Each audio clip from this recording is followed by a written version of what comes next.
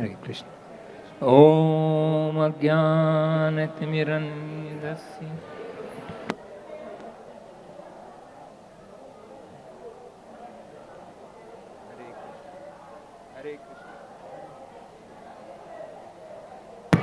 Hare Krishna. Hare Krishna.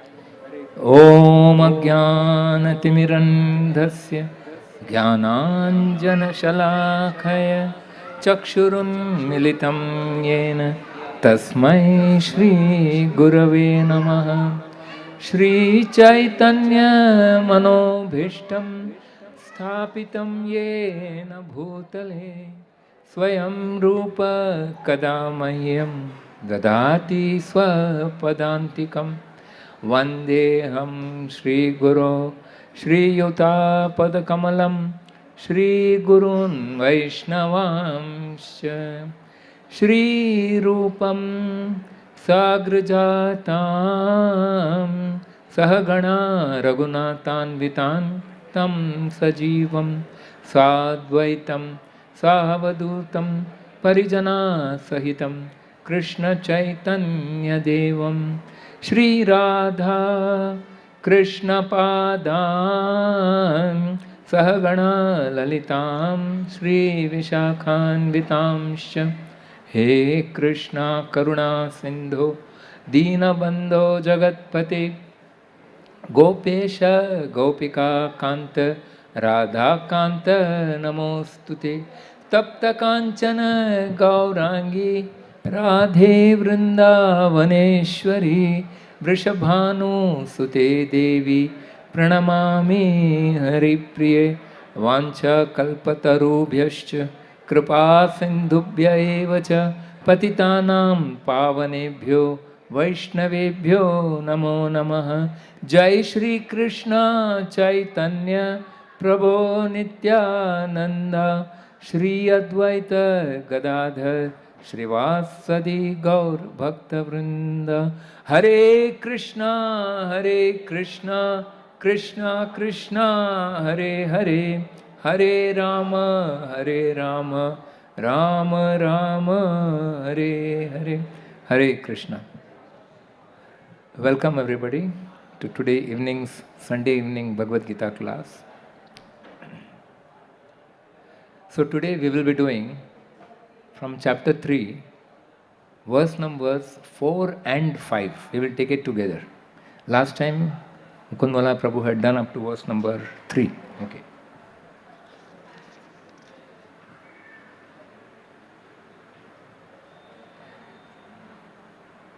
न कर्मणान अनारंभान नैष्कर्म्येन पुरुषोष्णुते न च संन्यासनात् एव सिद्धिं समधिगच्छति.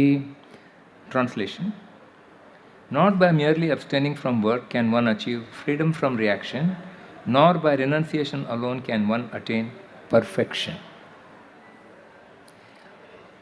Verse number 5. Nahi kaschit kshanamapi jatu tishtatya karma krit karyate yavasha karma sarva prakriti jair gunaihi. Translation: Everyone is forced to act. Translation by His Divine Grace, A.C. Bhaktivedanta Swami Srila Prabhupada. Everyone is forced to act helplessly according to the qualities he has acquired from the modes of material nature. Therefore, no one can refrain from doing something, not even for a moment. So, now I will take the purport of verse number 4 and verse number 5. We will read it in continuation. Okay.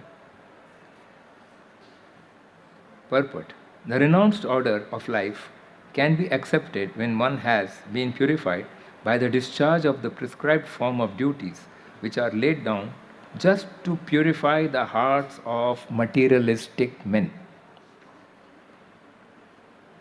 Without purification, one cannot attain success by abruptly adopting the fourth order of life, that is sannyas. According to the empirical philosophers, simply by adopting sannyas or retiring from fruitive activities, one at once becomes as good as Narayan. But Lord Krishna does not approve this principle. Without purification of heart, sannyas is simply a disturbance to the social order. On the other hand, if someone takes to the transcendental service of the Lord, even without discharging his prescribed duties, whatever he may be able to advance in the cause is accepted by the Lord. That is Buddhi Yoga. Swalpamapyasya dharmasya trayate mahato bhayat. Even a slight performance of such a principle enables one to overcome great difficulties. Now we go on to purport of verse number 5. It is not a question of embodied life, but it is the nature of the soul to be always active. Without the presence of the spirit soul, the material body cannot move. The body is only a dead vehicle to be worked by the spirit soul, which is always active and cannot stop even for a moment. As such, the spirit soul has to be engaged in the good work of Krishna consciousness. Otherwise, it will be engaged in occupations dictated by the illusory energy. In contrast with material energy, the spirit soul acquires material modes. And to purify the soul from such affinities, it is necessary to engage in the prescribed duties enjoined in the Shastras. But if the soul is engaged in its natural function of Krishna consciousness, whatever he is able to do is good for him. The Srimad Bhagavatam affirms this. 1.5.17. Tyaktva sadharmam charanambujam harer bhajanna pakvo tapate tatho yadi yatrakva badram abhudamushyakim ko varta apto bhajatam swadharmatah. If someone takes to Krishna consciousness, even though he may not follow the prescribed duties in the Shastras or execute the devotional service properly, and even though he may fall down from the standard, there is no loss or evil for him. But if he carries out all the injunctions for purification in the Shastras, what does it avail him if he is not Krishna conscious? So the purificatory process is necessary for reaching this point of Krishna consciousness. Therefore, sannyas or any purificatory process is to help reach the ultimate goal of becoming Krishna conscious, without which everything is considered a failure.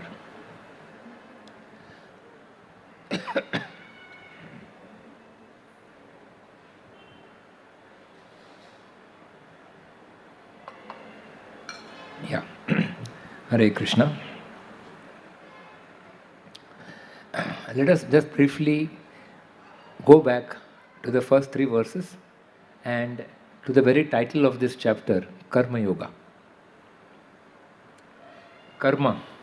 To perform karma means to do your prescribed activities. What is prescribed activity?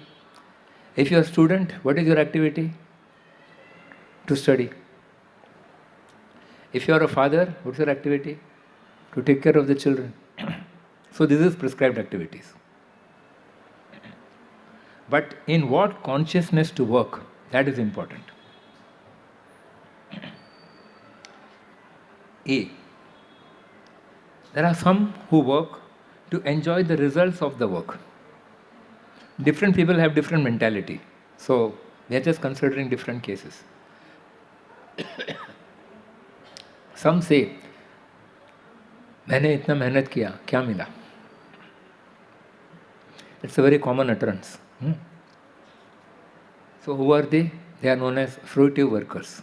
That is, who want something in return.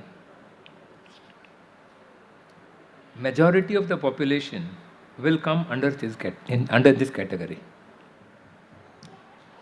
Will anybody work without salary?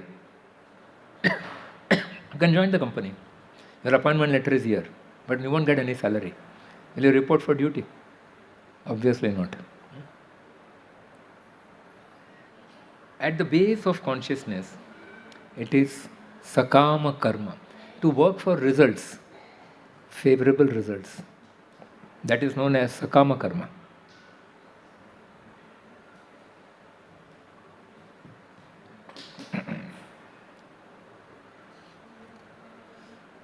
Greater the fruit, more amount of work one will put.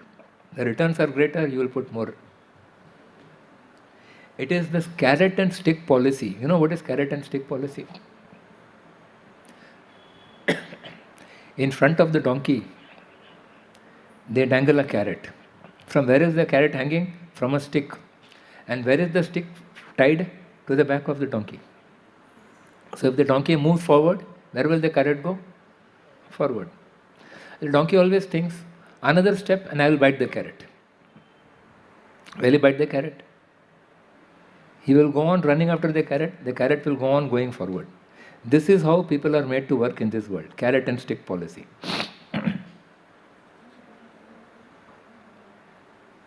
The majority of the workforce is given this kind of incentive. Thoda aur, take this. You will get more, and keep running. They have attachment for the results of their work. They are attached to the results. What is the corporate sector? What does the corporate sector say? Show me results. You go to any corporate office. Sir, I want a raise in my salary. Sir, I have been working for so many years. Why don't you think of my promotion? Show me results. What have you done? What have you produced? What have you contributed to the corporate sector, to the company? This is the answer you will get. So, as people climb up the ladder in the corporate sector, asking for more and more, they are pushed deeper and deeper into the well of tension, commitment, and targets. They are given targets. You complete this target and you will get a raise. You give this much of commitment that you will give so much of business per annum to the company, and we will give you greater incentive. We will increase the percentage of your incentive. So you climb up this ladder of economic success, but you go deeper and deeper into the well of tensions, commitments, targets. More and more burden is thrust upon you. So, how to come out of it? It's like a catch-22 situation. You want, but then your blood is going to be sucked. Are you ready? So there, another option is, but a higher level of consciousness is nishkama karma. So this is sakama karma we were talking about. The alternative is nishkama karma. What is nishkama karma? Work as a matter of duty. Results, one is not sure what the results will be. One is not looking to the results and working. One is working because it is my duty to do this, I will do this. Whatever be the results. I am not attached to the results. So that is, first was attachment to the results. Now, this is detachment.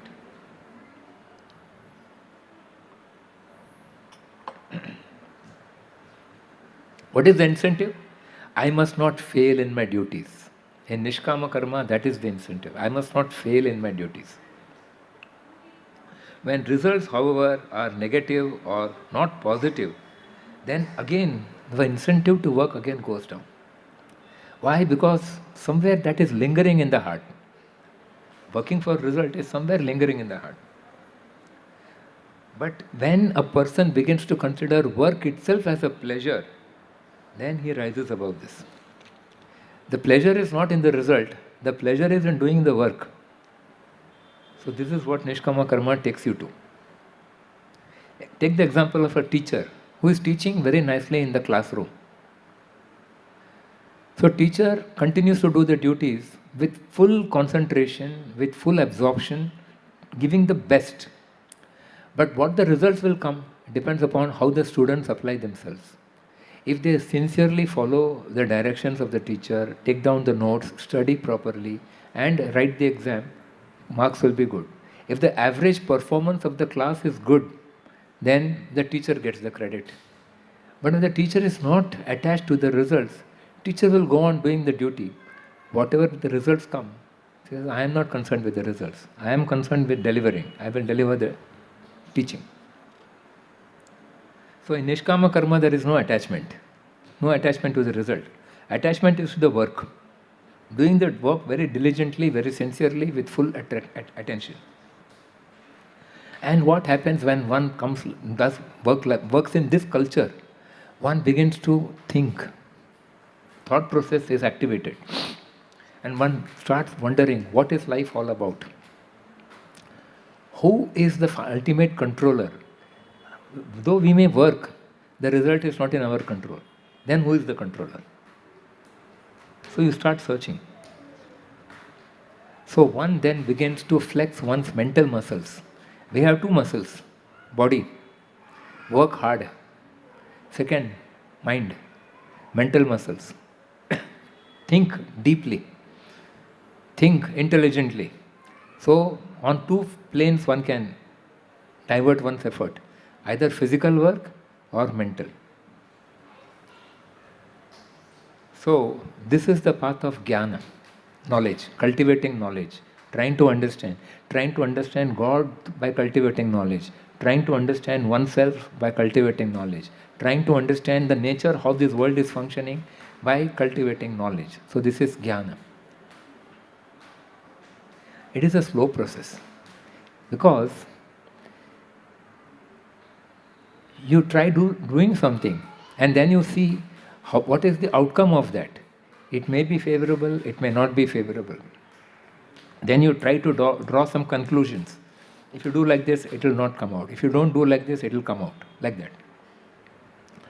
So, when one's decisions are based on experience and it's based on observation, then that is known as empirical philosophy.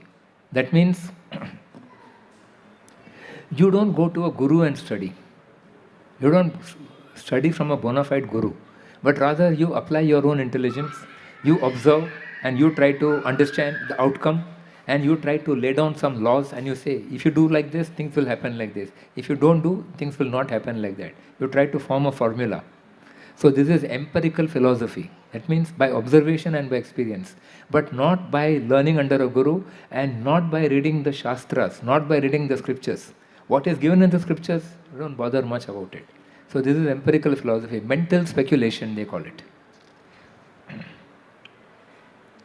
So in jnana, there is one danger of ending up as a mental speculator if one doesn't have a proper guru. So they may come to misleading conclusions and become detached. May say, God has no form. Because human beings have form, so God is above everything, so He has no form. So they try to draw such kind of conclusions, which is not correct. They are utilizing their mental capacity to understand on their own. They are not taking instructions from one who has learnt. And sometimes they may have good vocabulary, they may have good oratorship. So what happens? They are able to attract large following, and then they are celebrated as a guru. A guru without a guru. They don't have a guru. They have no parampara. Thus they come out. So this is known as empirical philosophers. So one must not get caught up with those kind of things. That is to be very careful. But when one begins to understand that there has got to be something more than what I can understand, some higher understanding is there, and one begins to go deeper and understand that I must go up to a person of knowledge. That is the beginning of Jnana Yoga. Up to now it was only Jnana, Jnani. But when you are trying to connect to God, the Supreme Controller, and you go through a proper Guru, then you are entering the phase of Yoga, Jnana Yoga. Up to now it was only Jnana. Now it is Jnana Yoga. So beginning of Jnana Yoga, over successive lifetimes of experience, when one comes to realize that Krishna is the Supreme Personality of Godhead and surrendering to Him is the goal of life, that is the perfection of Jnana Yoga. Ultimately, Karma Yoga and Jnana Yoga have to culminate in Bhakti. Otherwise, they don't come to their logical conclusions. Otherwise, somewhere it is incomplete. Bhakti means what? Bhakti is not something out of the world. Bhakti means to serve God out of love. That's all. To understand that God is a person as much as you and me are persons. But the difference is we have a temporary body, God is eternal. He is the source of everything. He is all powerful. He is all knowing. He is the supreme controller. He is the supreme enjoyer. That is God. So when you begin to understand God in this fashion, as per the Shastras, as per the Gita, as per the Bhagavatam, under a bona fide Guru, then you are on the right track, you are on the right path. Just before I came here, I met one lady. She had a very serious question. She says, why do we feel so much of anxiety? इतना चिंता क्यों सता रही है हमें? Why do we feel so much anxiety? And does everybody feel the same way? Yes, we are anxious. Why are we in anxiety? Because, simple reason, we are living on two platforms. The platform of the body and the platform of the soul. And both are opposite to each other. That is why there is always a strife in life. Khechamtani. There is always a strife. The body wants something, the soul is not happy with that. The soul wants something, the body is not happy with that. Pulling in opposite directions. That is why one needs to connect to God, because He is the one who can satisfy all your requirements and balance your life out. He is the one who has given you the body, and the soul is part and parcel of God. So no matter whatever things of this world you may get, it will have a limited satisfaction. How many rasgullas can you eat? Simple. And even after you had a full meal, again the next day you will feel hungry. Again you need food. So it's a recurrent demand, unending. And that means again you have to work. Again the same carrot and stick policy. Do this much and go ahead. Do this much, you will get. Do a little more, you will get. Do a little more, you will get. There is no end to this.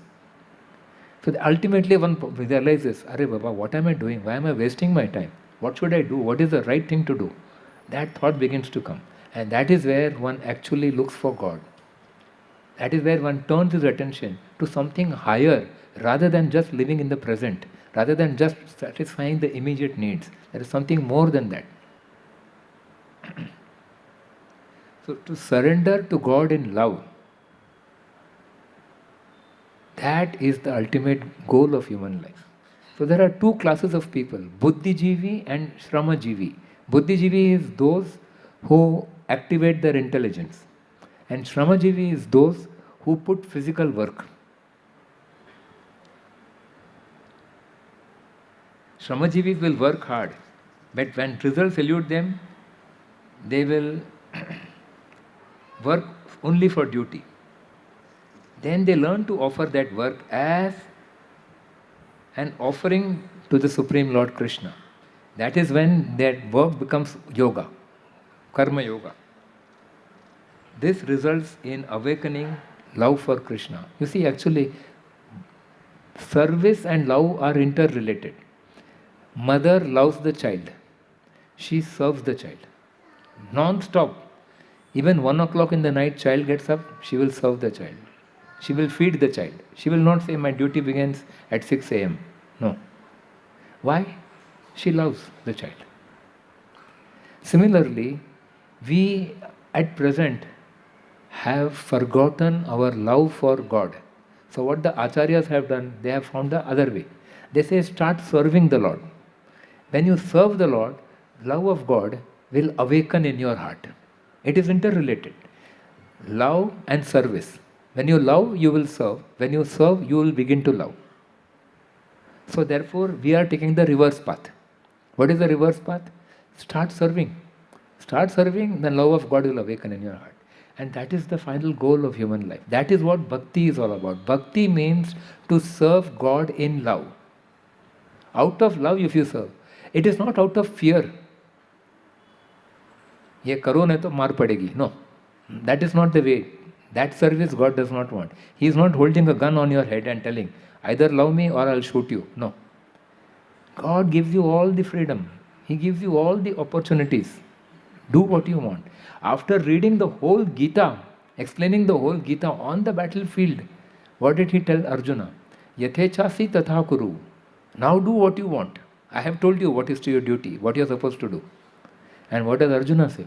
That is the beauty. Arjuna doesn't say, oh no, very difficult. He doesn't say like that. Arjun says, Karishye vachanam tava. I will follow your instructions. Because he has understood. He had a genuine question and Krishna answered his question and enlightened him, and now that he is satisfied, he is ready to discharge his duties as a Kshatriya. So similarly, each one of us has a constitutional position in our life. And when we work in our constitutional position, then you will get full satisfaction. So, this ladder of yoga, it goes like this. At the bottom rung of the ladder is animal life. Unrestricted sense gratification. You see the dogs on the road. They have no qualms about mating. Anywhere in front of anybody, they are not bothered. Unrestricted sense gratification, that is animal life. Higher than that is, yes, there is desire to enjoy, but in a religious way, acknowledging that there is a higher force, higher authority, higher power. So let us satisfy that higher power, obtain the blessings of that higher power, and seek blessings so that we can enjoy life. This is known as karma kanda. This is not yoga. This is karma kanda. So there are so many kinds of rituals mentioned in the Vedas. Like there is Vaibhav Lakshmi Puja. Now we are coming, Diwali is coming, so very shortly we will have Lakshmi Puja. So why people are doing Lakshmi Puja? They want wealth.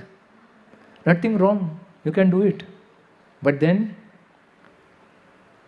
the thing is that later on you will find money will come, but money will not remain. It will also go. That is the problem. Once I was sitting here only in the temple, long back, and when we meet newcomers, newcomers come to the temple. So after the Sunday feast, so one day there was a lecture on demigods and God and Devi Devta and Bhagwan. So one person, after the lecture was over, he sat down and he started telling, कुछ भी बोलो, देवताओं से प्रार्थना किया तो जल्दी result आ जाता है. Very fast results you get. I said, certainly you will get results, but they will go away as fast as they come. That is the problem. You will get the results, but you will not be able to keep it. It will go away. Why? Because Devatas give you material benefits. They are empowered for that. And material means temporary. Another word for material is temporary. It is there only for some time. So karma kand, there is religiosity involved in karma kand.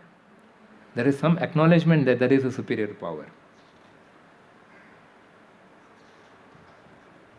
And then there is sakama karma, one step further. That means you approach God for your desires. You are bona fide, that is the right thing to do, nothing wrong in it. But then you are still attached to the results. So what happens? Every time you may not get the result in your favor, remember in life, every time you cannot get. At that time there will be depression. There will be reversals.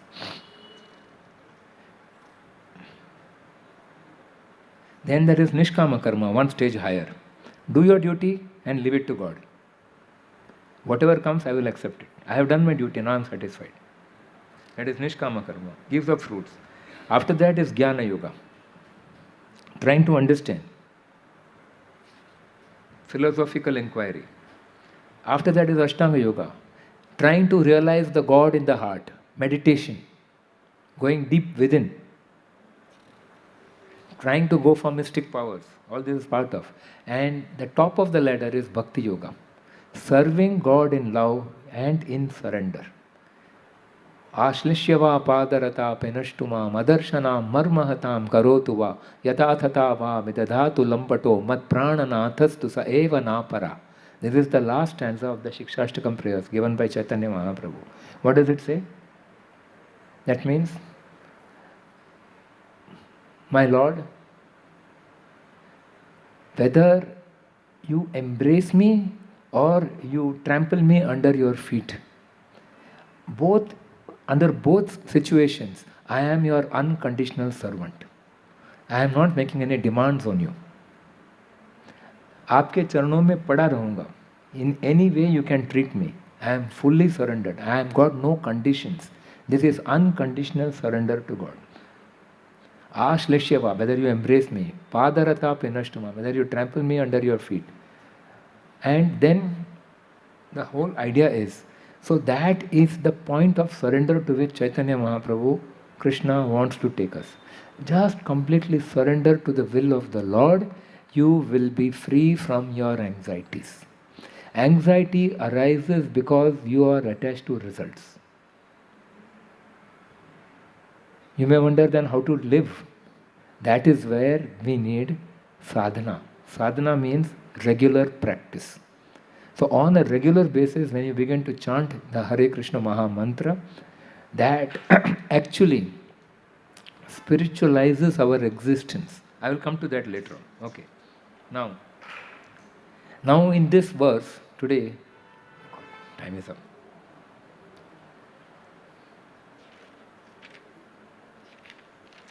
Okay. We say we have to purify our desires. That is the most important thing. Because everything starts with desire. If you have desire for wrong things, we will go in the wrong direction. We will end up in the wrong lane. So everything starts by purification of desire. How to purify the desire? Very simple. Krishna is the personification of purity. So in contact with Krishna, you become purified. And how to contact Krishna? By chanting his holy name. Why? Because he has packed his entire potency in his holy name. So when he has packed his potency in his holy name, just by chanting his name, your desires begin to purify. That is the simple answer. I don't want to go into much details because time is very less. But I will tell you one thing.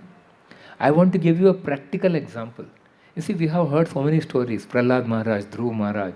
They are all from the Puranas. Lakhs of years back, in the Satya Yuga, in the Treta Yuga, all these stories. But I am going to tell you something which is happening here on a regular basis and which has happened in a circle which I know of a simple person who came to this temple about 10 to 15 years back. That's all. कोई पुराने युग में जाने की बात नहीं है. Not some other yuga or anything. Just 10-15 years back he came to the temple.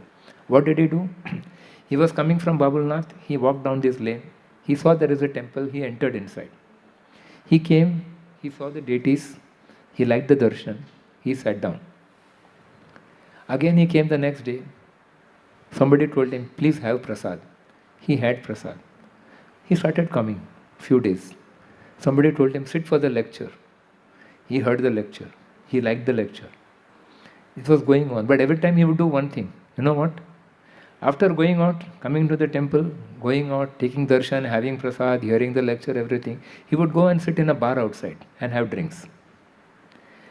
He was used to that. That was his way of life. He was comfortable. But after a few days, suddenly some thought came into his heart. Hare, what am I doing? I am going to the temple. I am hearing such wonderful message.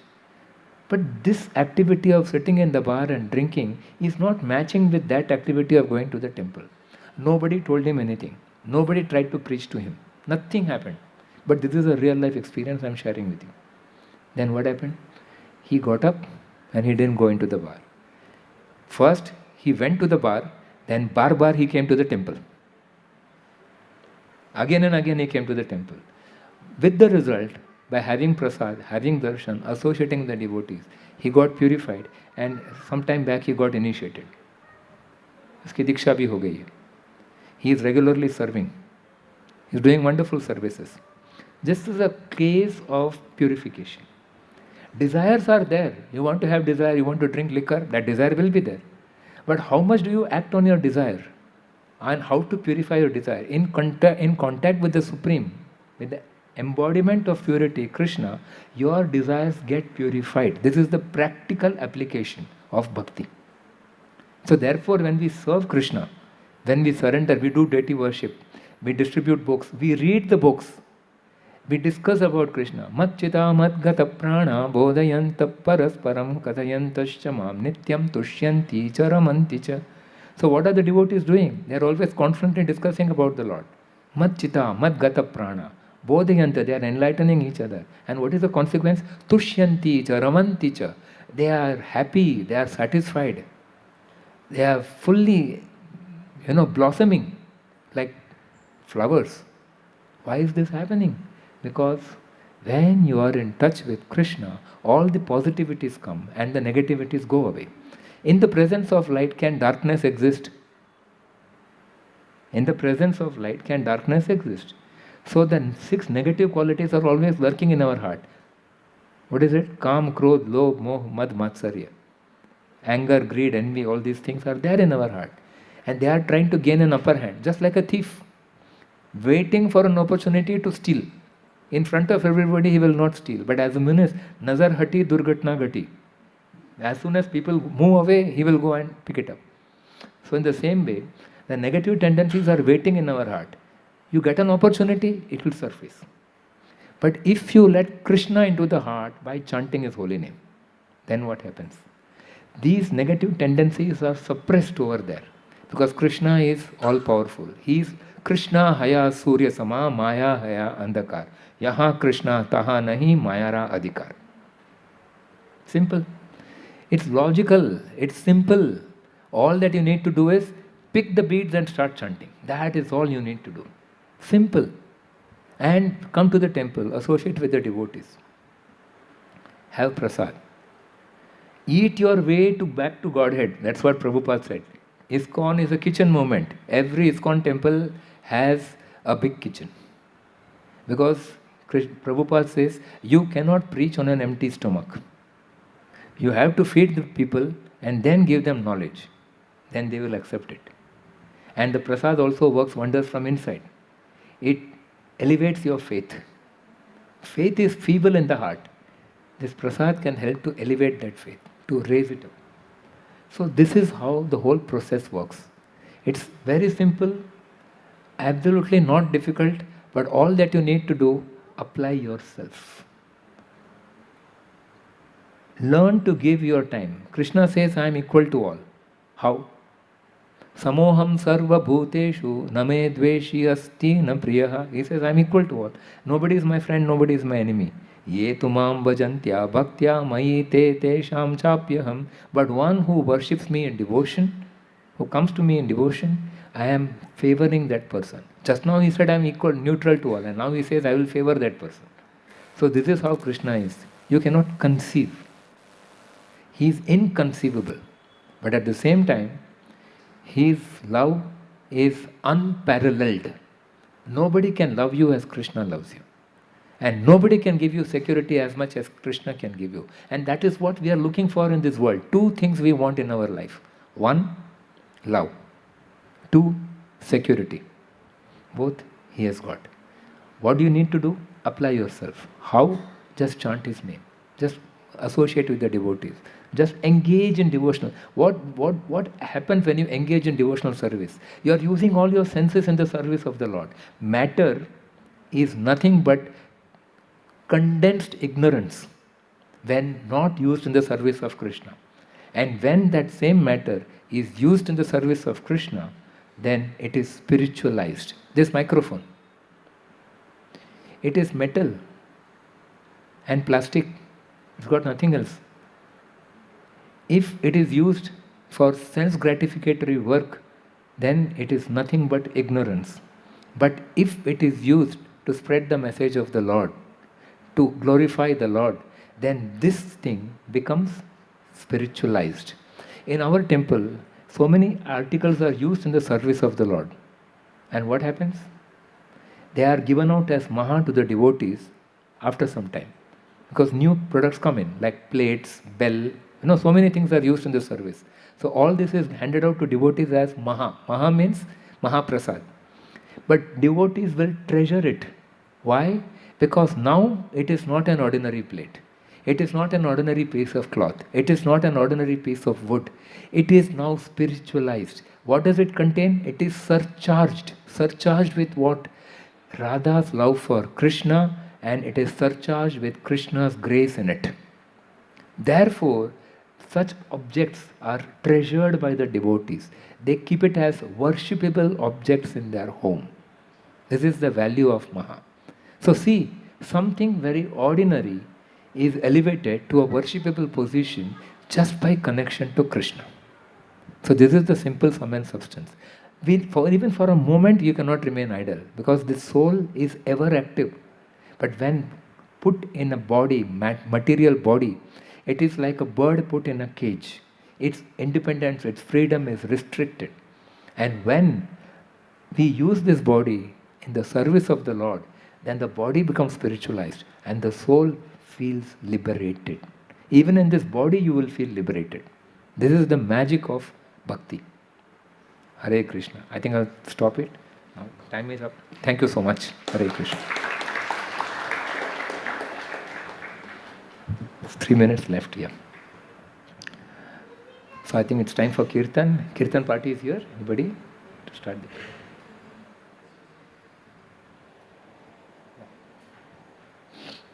Hare Krishna. Shivaram Prabhu is there for Kirtan, right? Hare Krishna.